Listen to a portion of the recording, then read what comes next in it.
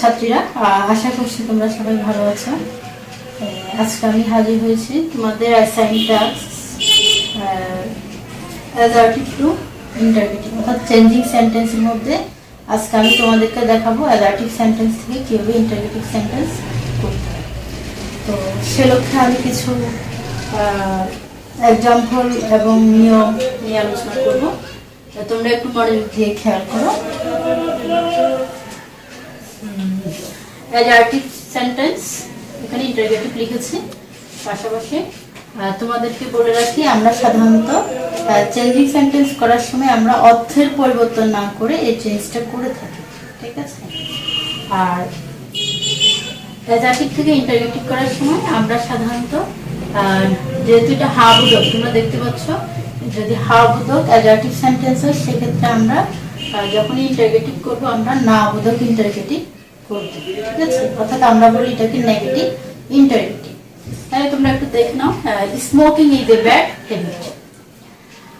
আর interrogative করতে গিয়ে আমি লিখেছি, আমরা সাধারণত জানি যদি সেন্টেন্সে মিজার, was were, have, has, had, should এগুলো থাকে, এগুলোকে আমরা আগে নিয়ে আসি এবং এগুলোকে নিয়ে এসে আমরা ইন্টারগেটিভ করি। আর আমাদের রুলটা হচ্ছে যে আমরা নেগেটিভ ইন্টারগেটিভ করব। তা আমাদের প্রশ্নে হচ্ছে ইজ, এবং এটাকে যেহেতু নেগেটিভ ইন্টারগেটিভ করতে হবে আমি ইজন্ট লিখলাম, ঠিক আছে? Isn't smoking a bad habit, isn't smoking a bad habit. আশা করি তোমরা বুঝেছো প্রথম উদাহরণটি। আর একটি উদাহরণ দেখো, he is an honest man. তাহলে আমরা কি করবো বলেছি? নেগেটিভ ইন্টারগেটিভ করবো বলেছি। তাহলে এখানে প্রশ্নে আছে ইজ, আমি লিখলাম is and he an honest man, ঠিক আছে? এবার আরেকটি উদাহরণ লিখেছি, দেখো, the earth moves round the সান। এই প্রশ্নের ক্ষেত্রে আমরা দেখতে পাচ্ছি এখানে কোনো টু বি ভার্ব নেই, তারপরে অক্সিলারি ভার্ব নেই।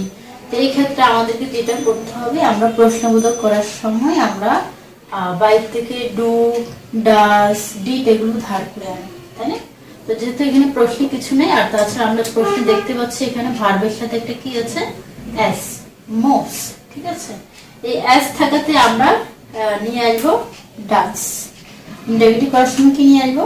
ডাস। আমরা নেগেটিভ ইন্টারগেটিভ করছি, তাহলে does and the earth move round the sun. এক্ষেত্রে ছাত্রীরা তোমাদেরকে যেটা মনে রাখতে হবে, আমরা যেহেতু ডাজ ব্যবহার করে ফেলেছি এই অ্যাসের পরিবর্তে ডাজ, সেজন্য তোমরা এখানে আর মুভস লিখতে পারবে না, তোমাদেরকে এখানে লিখতে হবে মুভ, ঠিক আছে? আচ্ছা, এবার আশা করি এই রুলটি বুঝতে পেরেছো তোমরা। আমরা হা বোধক অ্যাডজেক্টিভ সেন্টেন্সকে না বোধক ইন্টারগেটিভে কিভাবে করব। এবার আরেকটি রুল নিয়ে হাজির হলো, সেটা হলো প্রথমে একটু উদাহরণ দিচ্ছি। উদাহরণ দেওয়ার পরে আমি তোমাদেরকে রুলটা বলবো।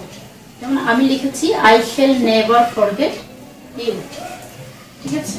তো এই ক্ষেত্রে আমরা যখনই নেগেটিভ করব সাধারণত আমরা কি করব, আর আমরা দেখতে পাচ্ছি এটা হচ্ছে নেগেটিভ না বোধক অ্যাডজেক্টিভ সেন্টেন্স। তো না বোধক অ্যাডজেক্টিভ সেন্টেন্সের ক্ষেত্রে আমরা এর বিপরীত শব্দ ব্যবহার করব। যেমন এখানে আছে নেভার, এখানেও আছে নেভার, এখানেও আছে নেভার। এবং আমি তোমাদের সুবিধার্থে এখানে একটু লিখেছি, যদি নেগেটিভে নো বডি থাকে আমরা এনিবডি লিখবো, নাউন থাকলে এনিওয়ান, নেভার থাকলে এভার, নাথিং থাকলে এনিথিং, নো হায়ার থাকলে এনি হায়ার আমরা লিখব, ঠিক আছে? তো এখানে I shall never forget you, আমাদের প্রশ্ন করতে গেলে আমরা সাধারণত বলেছি শ্যাল যদি প্রশ্নে থাকে সেটা আমরা প্রথমে নিয়ে আসবো। আমরা নিয়ে এসেছি সেটা শ্যাল আই, আর নেভারের পরিবর্তে আমি লিখেছি ever, shall I ever forget you. আর তোমাদেরকে অবশ্যই মনে রাখতে হবে যখন ইন্টারগেটিভ সেন্টেন্স তোমরা লিখবে তোমরা ইন্টারগেটিভ যে সাইনটা সেটা অবশ্যই দিবে। আচ্ছা, আরো একটু উদাহরণ, I have never seen him before. প্রশ্নে যদি হ্যাভ হ্যাজ থাকে তাহলে আমরা সেটাকে প্রথমে নিয়ে এসে সাধারণত নেগেটিভ ইন্টারগেটিভ সেন্টেন্স করার চেষ্টা করি। তো যেহেতু হ্যাভ আছে আমরা হ্যাভ নিয়ে আসলাম, হ্যাভ আই, নেভারটা হয়ে গেল এবার, সিন হিম বিফোর আমরা বাকি অংশটি লিখে দিয়েছি এবং এরপরে প্রশ্নবোধক চিহ্ন। I was never late. ওকে, তো এখানে আছে was আছে, যেহেতু আমি ইন্টারোগেটিভ করার জন্য ওয়াজটা প্রথমে লিখলাম। was I নেভার জায়গায় এবার was I ever late। ওকে, আশা করি ছাত্রীরা তোমরা অ্যাডজেক্টিভ আবুদক অ্যাডজেক্টিভকে কিভাবে ইন্টারোগেটিভ করতে হয় সেটাও বুঝতে পেরেছো, এবং না আবুদক অ্যাডজেক্টিভ সেন্টেন্সকে আমরা কিভাবে ইন্টারোগেটিভ সেন্টেন্স করব সেটাও বুঝতে পেরেছো। এবার আসছে আরো একটি রুল।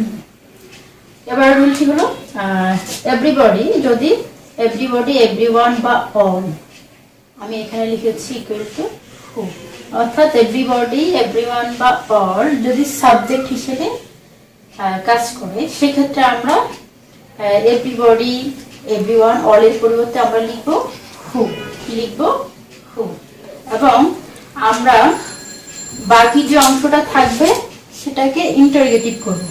তাহলে এখানে লেখা আছে এভরিবডি লাভস হার চাইল্ড, ঠিক আছে? তো এভরিবডি লাভস হার চাইল্ড, আমরা বলেছি এভরিবডির পরিবর্তে আমরা লিখব হু, ওটা লিখেছি। আর লাভস হার চাইল্ড, এবার এটাকে আমরা করব ইন্টারোগেটিভ সেন্টেন্স। এই ইন্টারোগেটিভ সেন্টেন্স করতে গেলে এখানে ভার্বের সাথে অ্যাস আছে, এজন্য তোমাকে যেটা আনতে হবে সেটা হলো ডাজ, ঠিক আছে? তাহলে হু ডাজ এন্ড, যেহেতু আমাকে নেগেটিভ ইন্টারোগেটিভ করতে হয়, হু ডাজ এন্ড, যেহেতু অ্যাস এর জন্য ডাজ ব্যবহার করেছি, এবার লিখবো লাভ হার চাইল্ড। তাহলে আমাদের অ্যান্সারটা হবে who doesn't love her child. আরো একটা উদাহরণ দেখো, অল হেট এ লায়ার। আমরা অলরেডি বলেছি যে অল থাকলে আমরা ব্যবহার করব হু, ঠিক আছে? All hate a liar.